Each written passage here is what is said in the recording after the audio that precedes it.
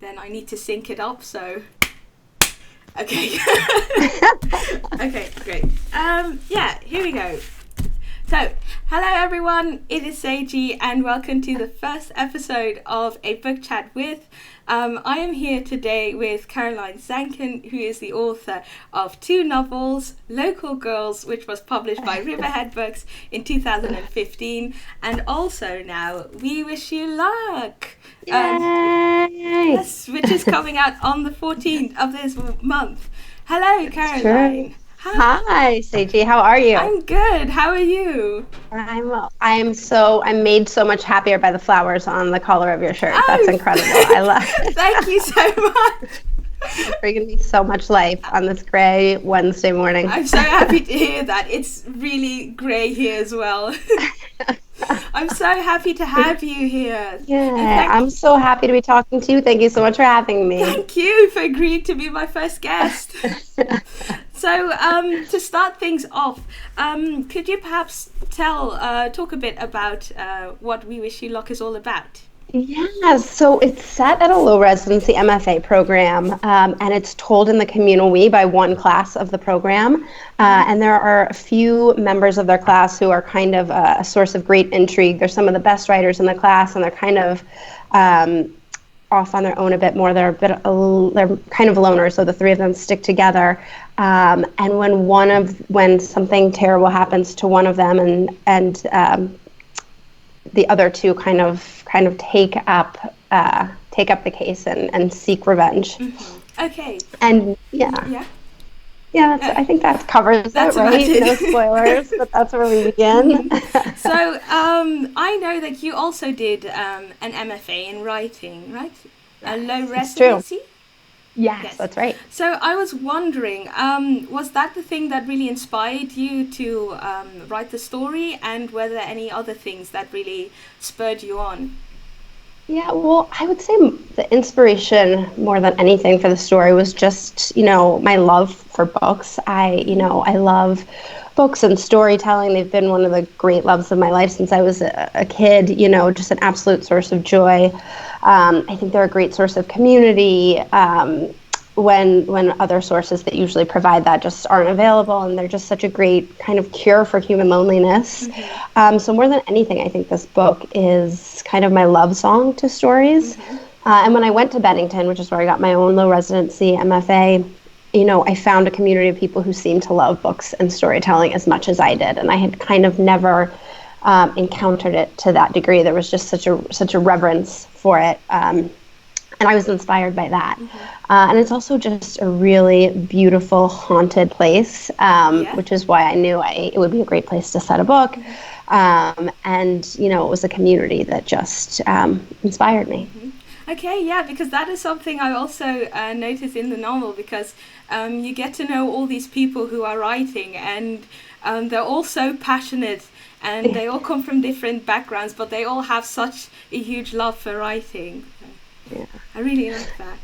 Oh, thank you.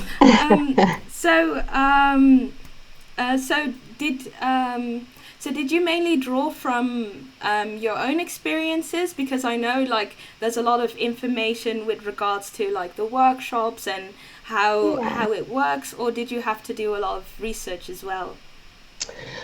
I didn't have to do a lot of research, just because happily my life up to this point had been built in research. Not even the MFA program, but I've been working in book publishing since I was 22, fresh out of college. I was an editorial assistant at Knopf for 6 years, and then I've been at Henry Holt for the last 7 years, first as an associate editor, and now I'm a senior editor. And even though, book publishing isn't quite the same as an MFA program or community, it's still very much, the act of telling stories and a look behind how stories come to be and how they're assembled. And just, I've had such an inside look into the creative process and how these things come about. So I've been kind of part of storytelling at a lot of different stages in the process, as a writer myself, and also just someone who helps shepherds other people's stories into being.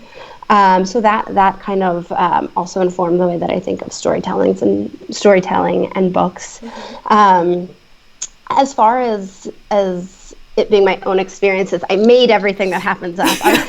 I'm happy to report none of these dark acts are actually taking place on Yeah. MFA campuses, at least not the Thankfully. one I have experience with. So that was pure imagination. Okay, okay. Oh, that's lovely. Because, like, in the end, like, if you're working in publishing, you're still going to meet, like, the same people who are absolutely in love with writing and reading Right, as well. absolutely. Yeah. That's lovely. So, I mentioned before, this is your second novel. Yes. And so I was wondering, what was, like, different from your experience writing We Wish You Luck? This one was harder, actually. Really? So you think it would get easier as you go on, right? That's Exactly. so. I think Local Girls was a little bit more straightforward in that it was just kind of one long bar conversation, punctuated by glimpses into the girl's past. And if there's one thing I am well versed in, it's bar conversation. Maybe too well versed in bar conversation. So that was just kind of a straightforward. Yeah. Process. There were ups and downs in that as well. It wasn't like I just sat down and wrote it. But this one, I came at this story from a few different angles, and there were a few more pieces that it entailed. So I think it was not only a process of writing those pieces, but then assembling them and figuring out how they would go together and which piece fit where. And I actually started this book before I started Local Girls. Really? And just kind of, I knew that I wanted to write about this place that I, had experienced, Bennington, although I don't call it that in the book. Yeah. But I just kind of wasn't ready. I don't think I was ready to really wrap my head around it and tell the story that I wanted to tell. And so when the idea for Local Girls came to me, I kind of threw myself at that. But the idea for We Wish You Luck was always kind of marinating in the back of my mind. So, I always knew I would tell it one day. So how long had you actually been working on this novel? Well, I would say, I had been working on it for a while. I had written snippets of it before Local Girls, and then I started writing it right after Local Girl. I returned to writing it right after Local Girls came out, so that was the summer of 2015. So it's been a while. It's 2020 now, but I guess it's been finished for us. So it took 2 or 3 years. Okay. Yeah, because it's because that's something I also noticed with like the complexity, because you get to hear all these snippets from about the three main characters, and you're like, oh, like how did they learn about this and how did they learn about that, and then like after some time you'll be like, oh, and that person like played basketball with that character and stuff like that, and it was like so well put together. Oh, well, thank you. So, like you mentioned before, this book is written from like a plural first person perspective, right, in which the narrators basically wrote wrote the book. So, how did you decide on writing from that angle, and was it something that you already knew from the start that you were going to do? 2 of my all-time favorite books are written in the communal we. Jeffrey Eugenides' The Virgin Suicides and Joshua Ferris's Then We Came to the End. So I think I've always been drawn to that style of storytelling, but I wanted to be really careful when picking it up myself that it not be derivative or, I wanted to make sure I wasn't doing it just because. I think when you're using a dramatic point of view or approach to a story, there needs to be a really good reason for it. And I think in this case, the reason was that, everybody here in this community wants to be a great storyteller. They all want to be professional writers and share something great. And a lot of them might not yet be, they aren't quite there yet. They might not have mastered their own individual stories that they want to tell. They're still aspirants, but they do hold one piece of the story that they can all tell together. No matter how good they are as writers, without any one of them, this whole thing kind of falls apart. So, it was a we because we really needed all of them. Okay, yeah, that's so great, because this is actually the first novel that I read that was like written this way, and it was so refreshing. Yeah, I really enjoyed it. Thank you. Yeah. So the main focus is like the three students, Leslie, Hannah, and Jimmy, and they're also very distinct. Leslie is like really glamorous and self-confident, and then Hannah is this perfect and nice girl, and then you have Jimmy, who's a bit like a loner, has like a sort of like a dark past, and as a reader, you only get to learn about them from the perspective of the writers. So I was just wondering, like, how did you flesh out these characters, and was the process the same for every single character? Well, first of all, I'm glad that you love them because I love them. Love them so much. I'm kind of sad for the book to be out because that's really when you put it aside and you go on to the next project. And I really feel more affinity for these three characters than I have for any other set of characters that I've taken on before. They feel very real to me, and in my mind, they're still kind of out there doing their thing. Or in Jimmy's case, his legacy is still at work. I am a big believer that, writers need to have a really good sense of things, even the things that aren't on the page. They have to kind of know what's going on in scenes that aren't put in front of the reader. So even though there's a lot we don't know about these characters, and you're only seeing them in glimpses through what their classmates are seeing of these characters, I felt like I was with them while they were skulking around campus, and I was privy to the things that they were doing when no one could keep track of them. The classmates are kind of like peeking behind the door to see what they're doing, and I felt like I had a seat behind the door. I was kind of looking over their shoulder. So I do feel like I have a sense of them beyond what's on the page.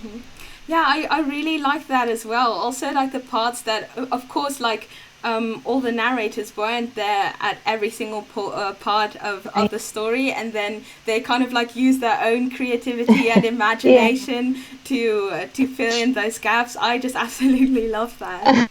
Oh, thank you. So we not only get to know about Hannah, Leslie, and Jimmy, because sometimes you also like hear about the writers themselves, like how they were on campus or what happened to them after the program. And I was wondering, how did you manage to find that balance between focus on the trio and also on the narrators? Yeah, well, I knew from the beginning that this was going to be a story that everyone was going to carry a different piece of. So I knew that I was going to need to, I first figured out which pieces needed to be told, and then I kind of assigned each piece to a character. But I wanted to be really careful. I was really afraid that any one of these characters might just seem like an empty vessel to carry this piece of the story. So I wanted to be really careful that they not seem empty. So when any one piece was being told, I kind of sat with it and tried to figure out who would be the best person to deliver the story. And then I kind of sat with that person for a while and kind of thought about who they were and what they, where they came from and what they liked. And with each draft of the book, I would kind of find ways to draw them out a little bit more, even outside of the piece that they were carrying. So I would say they became fleshed out more and more over time. Because originally it was, it did start with their message more than with, who they were, and who they were kind of became apparent to me over time. Okay, that's so interesting. So the story is about love, revenge, and death. And so I was wondering, what was the impetus for deciding specifically to put that in the setting of a writing program? Sure. That's a fair question. It's something I struggled with a little bit because, the community that inspired this was such a lovely place where these terrible things don't happen. And, some of the loveliest groups of people you will find, I think, writers can be a really empathetic breed and a really, there's a lot of goodness, I like to think, among writers. We're trying to find common ground with people and celebrate humanity or ask questions about where humanity is going wrong. So it felt, I was weary of making such terrible things happen in a place and within a community that I love so much. But the idea behind it is that the values and the tenets that the girls are defending are so crucial to them, are so valuable and sacred that when they're threatened, they will go to any lengths to defend them. And so I think more than anything, I found that the writing communities I had encountered valued those sacred things more than anybody else. So the reason there's the death and all of that is that, those things needed to threaten these values and tenets that the community is in such awe of, I guess, if that makes sense. Yeah, no, definitely, because you really see like what big of an impact it had to. I don't want to like make like spoilers, or but like the main act, what like happens after like all of the death and people start realizing what happens. Like I guess like outside of the writers community, that would have been like, oh, okay, that happened, that's bad, but like that is like the worst thing, the biggest crime you can commit, you know? Right. Yeah. So the title is We Wish You Luck, and that refers, I believe, to the point in which one of the professors wishes one of the trio luck. So I was wondering, why did you decide to title it this way, and were there any other like alternatives you had? Yeah, I love this question because because there is a backstory there.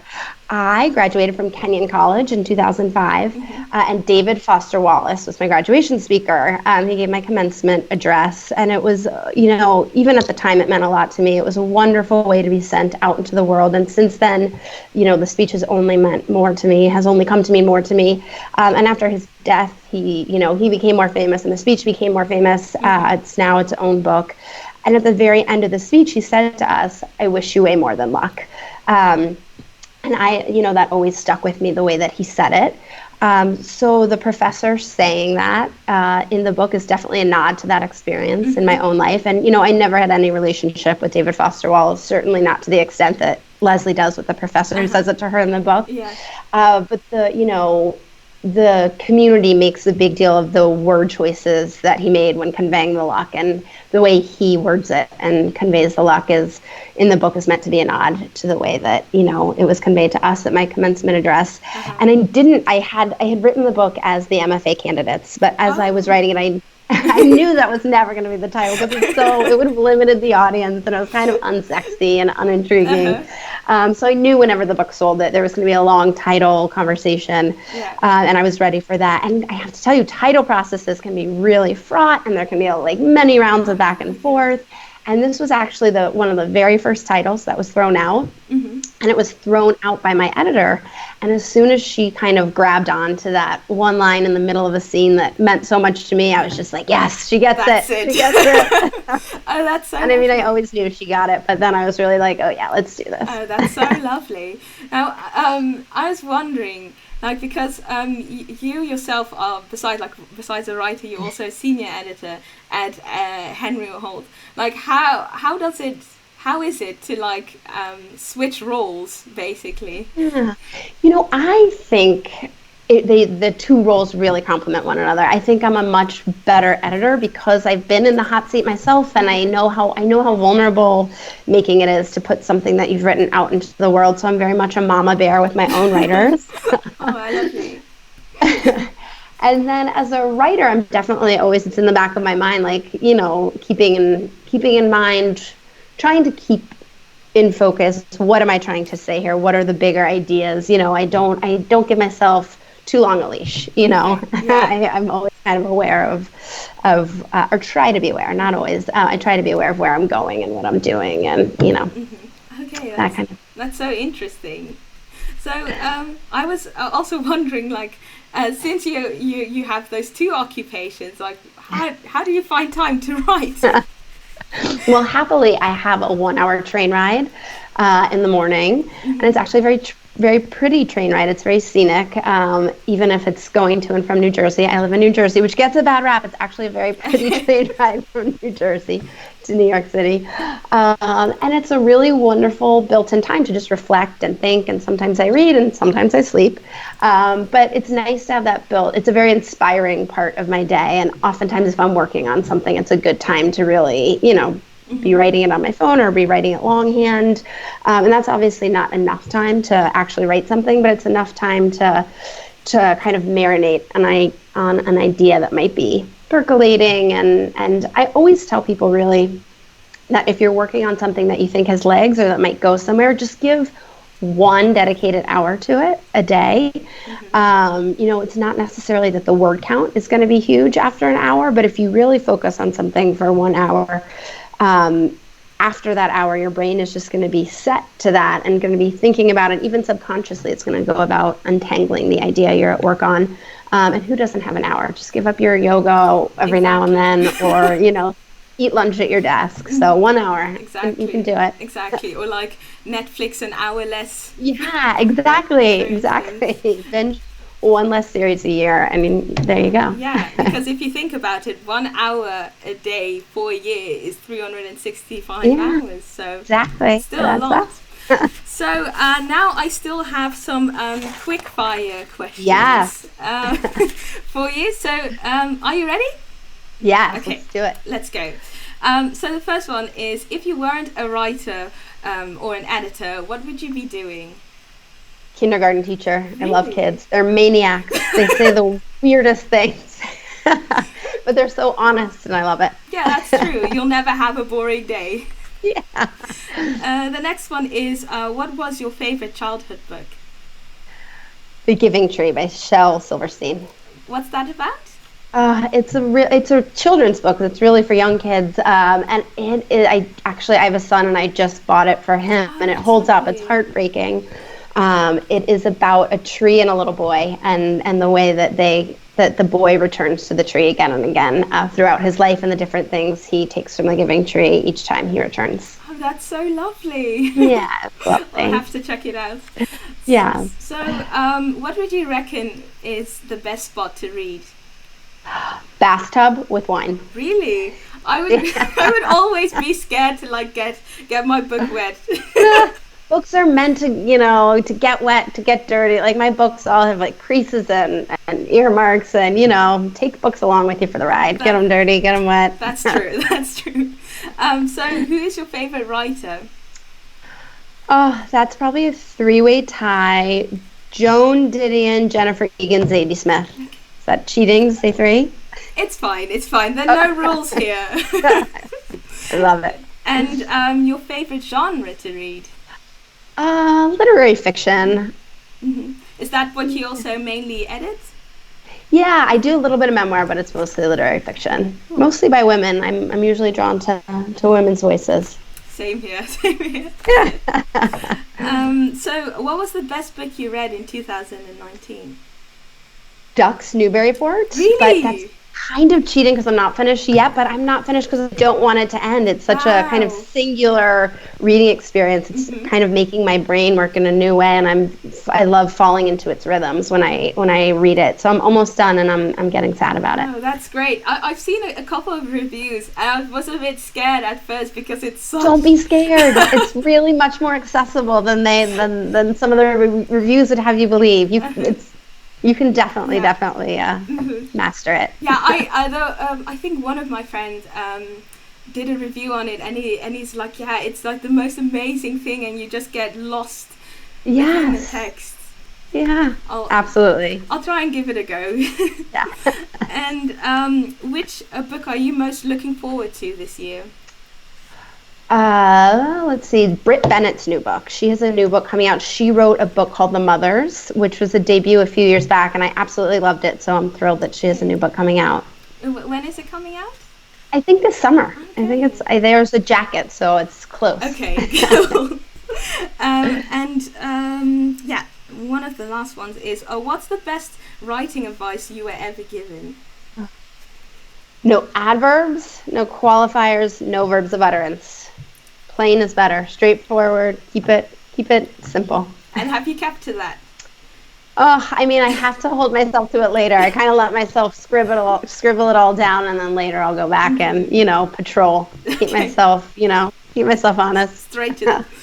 Okay. Right. Exactly. Now the final quickfire question is: who is your favorite character? Hannah, Leslie, or Jimmy? So tough. That's such a tough one. Well, you can't not love Jimmy because he's got you got to give it to Jimmy. Exactly. Yeah, Jimmy was my choice as well. I got attached far too quickly to him. Final question is: if people read this book, besides enjoying it, what would you hope that they would take away from it? I think I would want it to remind people just how much books are capable of. I think that they can build a bridge between two people who live in dramatically different times and different circumstances, and they're a great cure for human loneliness. I think that each of us is less alone than we sometimes feel because the books are here for us. And I would also want it to remind people to be kind, or else Leslie will come for you. Leslie will definitely come. Leslie's coming. Yeah. So, yes, thank you so much, Caroline. Thank you. You've been such a delight. This has been such fun. It was so much fun. And congratulations on your book, of course. I can't wait for other people to read it as well. I loved it so much. Oh, thank you so much. My pleasure. Well, yes, that was the end of the first episode of a book chat with Caroline Zancan. Thank you very much for watching, and I will see you in the next video.